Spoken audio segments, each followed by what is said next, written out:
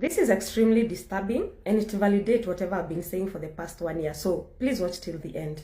As we all know, if you are Kenyan, that the president signed 8 bills into law. Let's focus on one, the Privatization bill, because that is one among many that they don't want us to focus on.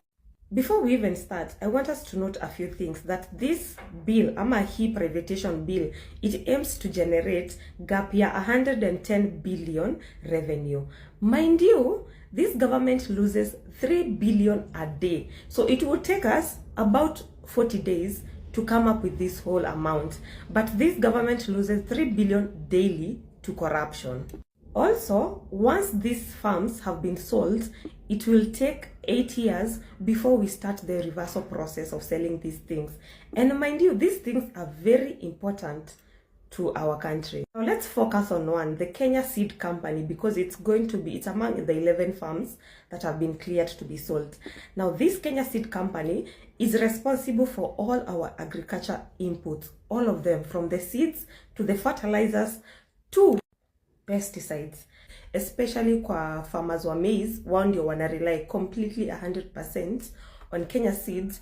You do research on the seed that can grow for this season, na yield etc. In short, wao ndio tunategemea kwa agriculture sector yetu. Now President Ruto amepeana go ahead to sell that company. I also want you to remember that in the last video that I did, ule msi wa Milango alisema he's going to invest all his fortune, 99% of his fortune, to Africa. And he said he's going to invest in healthcare, agriculture, that is food security, and education. Also, kwa other things that are going to be sold, they are going to tackle healthcare, and also our Kenya Bureau of Literature has been sold. Or well, is going to be sold. It has been cleared. It's among the 11 farms that have been cleared to be sold. Now, back to this Kenya Seed Company. Recently, just this week, the government announced that it's going to introduce GMO cassavas to 18 counties.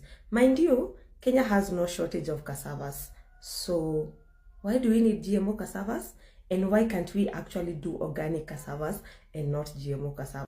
Before you come for me, uniambie, oh, GMO zita ensure we have food security. You can watch my previous video that has shown ule mse wa Milango vile alienda to other African countries to introduce these things. Poverty levels went up and food insecurity, ama watu kukosa food, went up by 30%. Kenya unafaa ujiulize basi, then who benefits when we eat these GMOs? We have to look at those case studies zenye zisha happen na zisha kuwa successful. Let's look about the USA. USA, because uko ndio majority of these people wametoka, wao ndio walianza kutumia GMOs kitambo. And you can see their level of obesity iko very high, and also the levels of these lifestyle diseases iko very high, being among the first countries zenye zina consume medical za hizi lifestyle diseases. Now, in Kenya, hiyo bado haijakuwa a thing bado. Kumbuka, this Kenya Seeds Company pia ndio inatuuzia fertilizer. And as we already know, NTV ilisha expose hizi fertilizers that zina cause cancer. Especially walikuwa wamefocus more na watu wa Nyandarua. So unapata watu wa Nyandarua wakitumia hizi pesticides zinawapatia cancer. Now all of these things, when you eat food that is not good for you, when you use fertilizers and pesticides that are not good for you, you will end up wapi? Hospital. Now, this mtu pia wa Milango, pia he wants the health sector. So, you can actually tell why they're coming to Africa. It is untapped potential, it is an untapped market, and they just want to come and make big money. Off of what? Our bodies. And this goes to validate whatever I've been saying for the past 1 year. We are being colonized and we don't know it. An entire semester gone because I'm one of the students in the universities. Na hakuna masomo imefanyika. Imebakisha tu November, semester mzima iishe. Na hapa ndio shida ya universities ilianzia. I want you to read this one and read it very carefully. Kama ni kitambo, universities ingegoma hivyo na watu hawasomi, student leaders walikuwa wanakusanya students, wanaenda kwa street, wanauliza kwa nini hawasomi. And the government used to act. The university lecturers need only 11 billion. Hii pesa yenye Ruto anafanya empowerment nazo. But nowadays, masomo kukosa university, it is not an issue. Zimeisha tu hivyo. Most of these student leaders unaona hapa, anytime wakiuliza kwa nini masomo haiendelei ama wakisukumwa na students, nasikia huwa wanapigiwa simu na patron, wanaulizwa, kababa, kwani umekosa za weekend? Nikutumie, wacha nikutumie za weekend, utulize akili kidogo. Because these people, they think kila kitu Kenya ni kuhongana. Kila kitu Kenya ni kuhongana. Look, an entire semester in the university, maisha ya watu imeisha tu hivyo semester mzima, hakuna kusoma. But it's not even news. To make it worse, it is not even news. It is not even urgent that university watu wanastahili kuwa wanasoma.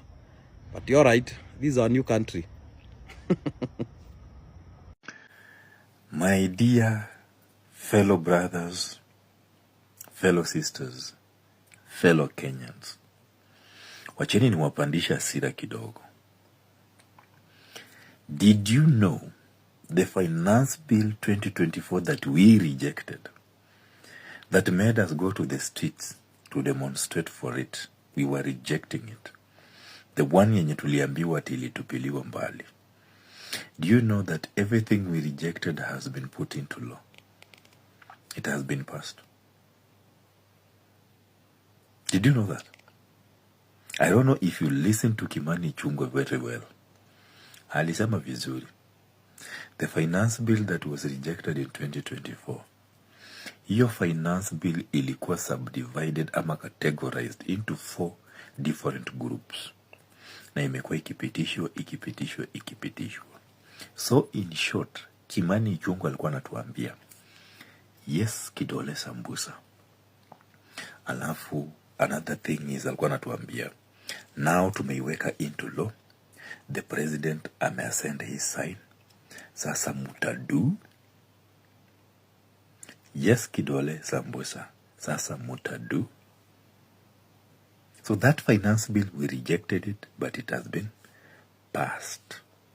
And the president ameweka signature.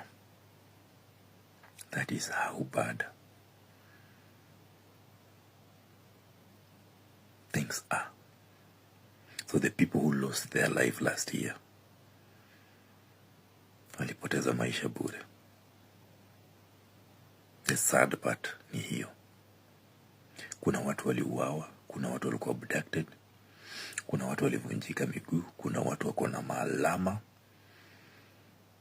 The parents who have never seen their children, the others who buried their children. That is the sad part about it. So they died. But that bill ndio hiyo imepitishwa.